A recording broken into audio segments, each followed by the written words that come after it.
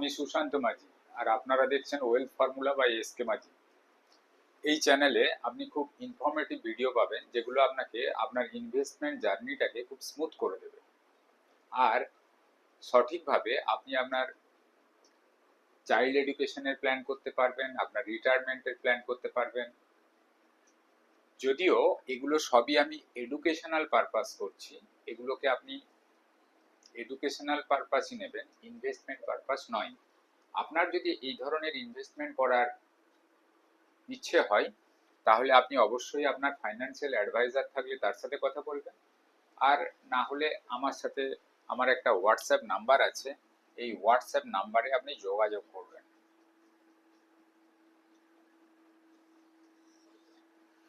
যাই হোক, এখন আমি আজকে আপনাদেরকে SWP মানে systematic withdrawal plan in mutual fund, এটা আপনার সন্তানের ভবিষ্যৎকে কতখানি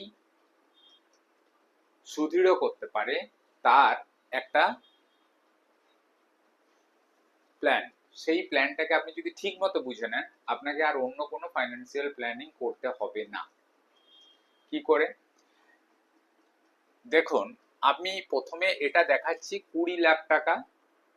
এটাকে অনেকভাবে ইউজ করা যায়। কেউ রিটায়ার্ড হয়েছে তার একরকম, আর যারা যাদের বয়স কম আছে এখন, যারা রিটায়ার হবে অনেকদিন পরে, তাদের একরকম ব্যবহার করবেন। কি করে সেটা আপনি চাইল্ড এডুকেশন করেও করতে পারেন, আবার রিটায়ারমেন্ট হিসাবে ইউজ করতে পারেন। প্রথমে দেখুন, আপনি যদি 20 লাখ টাকা এখনই জমা দিয়ে দেন তাহলে কি হবে? 20 লাখ টাকা জমা দেওয়ার পরে আপনাকে যেটা করতে হবে সেটা হচ্ছে 6%। অনেক কিছু অনেকে বলবে 8%, 10%, আপনার ক্যাপিটাল ইরোশন হয়ে যাবে। আপনার টাকা আপনি তুলে নিচ্ছেন, তাহলে অটোমেটিক্যালি ক্যাপিটাল ইরোশন হবে, কিন্তু অনলি 6% উঠাবেন। এই 6% যদি আপনি ওঠান মানে 20 লাখ টাকাতে আপনি মাসে 12,000 টাকা করে, বছরে 1,44,000। এইভাবে যদি আপনি তুলতে থাকেন তাহলে 10 বছর ধরে আপনি কত তুলেছেন? 10 বছর ধরে আপনি 14,40,000 টাকা তুলে নিয়েছেন। কত রেখেছিলেন? 20 লাখ। 14,40,000 আপনার তোলা হয়ে গেছে। তারপরে আপনার যেটা ফাইনাল ব্যালেন্স থাকবে, আপনি এটা কোয়ার্টারলিও তুলতে পারেন বা ইয়ারলিও তুলতে পারেন। ফাইনাল ব্যালেন্স যেটা থাকবে আফটার 10 ইয়ার্স সেটা হচ্ছে 44,18,000। মানে 20 লাখ টাকা আপনি রেখেছিলেন, আপনার হয়ে গেছে 44 লাখ।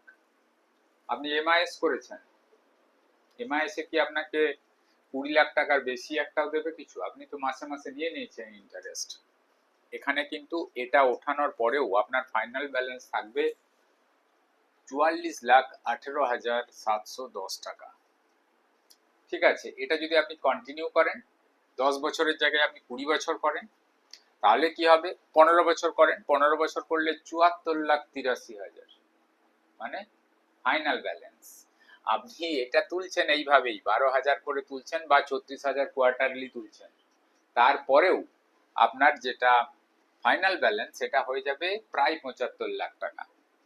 আর 20 বছর ধরে যদি আপনি এইরকম তোলেন, কত উঠাচ্ছেন সেটা আপনি হিসাব করে নেবেন। বছরে 1,44,000 করে উঠাচ্ছেন, তো 20 বছরে কত হবে সেটা আপনি হিসাব করে নেবেন। তারপরেও আপনার এখানে থাকবে 1,33,85,000।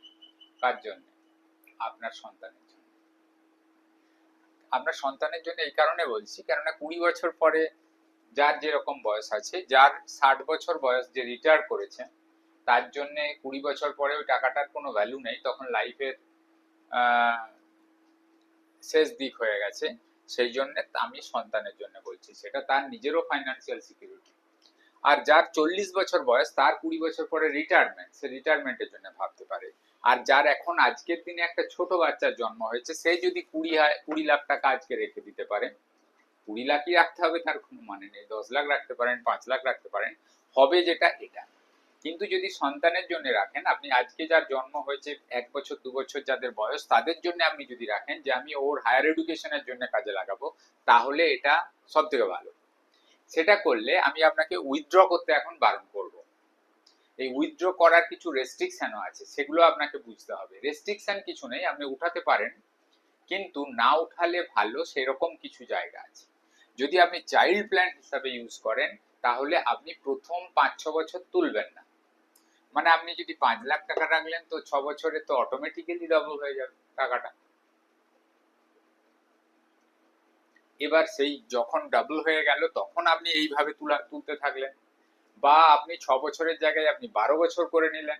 সন্তানের বয়স 12 বছর মানে 7-এ পড়ে, তখন 6-7-এ পড়ে, তখন থেকে আপনি টাকা তুলতে থাকলেন। ওর যেটা এডুকেশন পারপাস খরচা সেইটুকু তুললেন।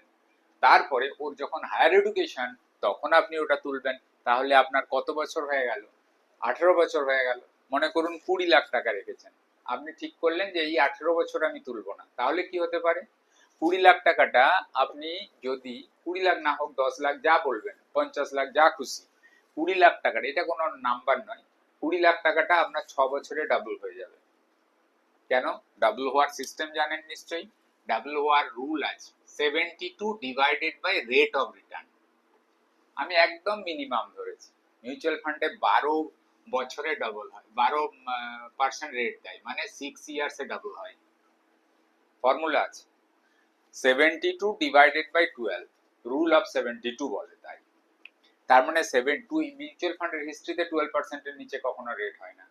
তার মানে 72 ডিভাইডেড বাই 12 মানে 6 বছরে ডাবল। আজকে জন্ম হয়েছে, ক্লাস 1-এ যখন ও পড়বে, 6 বছর বয়স, তখন ওর টাকা হয়ে যাবে 20 লাখটা 40 হয়ে যাবে, 40 লাখ হয়ে যাবে। 1 থেকে যখন ও 7 হয়ে যাবে, 6 হয়ে যাবে, তখন ওর টাকা হয়ে যাবে 80 লাখ।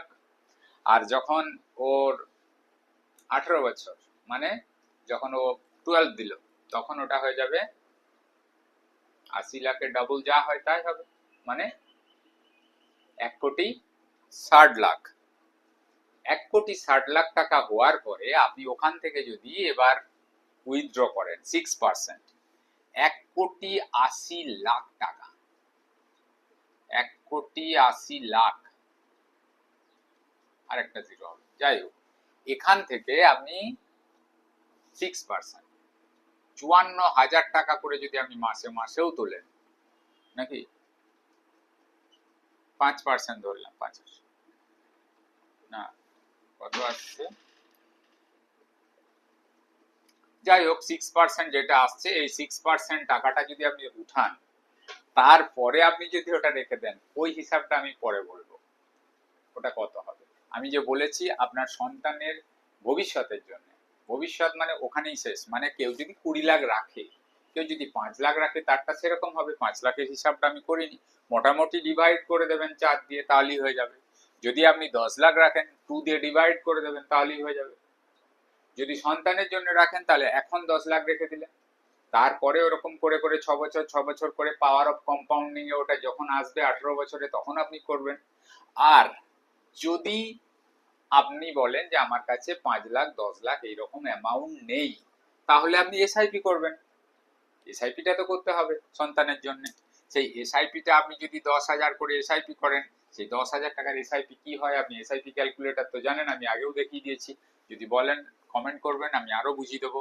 তাহলে 10,000 টাকা করে এসআইপি আপনি যদি ওইরকম 18 বছর ধরে চালান, তাহলে যে অ্যামাউন্টটা হবে সেখান থেকেই ওর পুরো ভবিষ্যৎ চলে যাবে।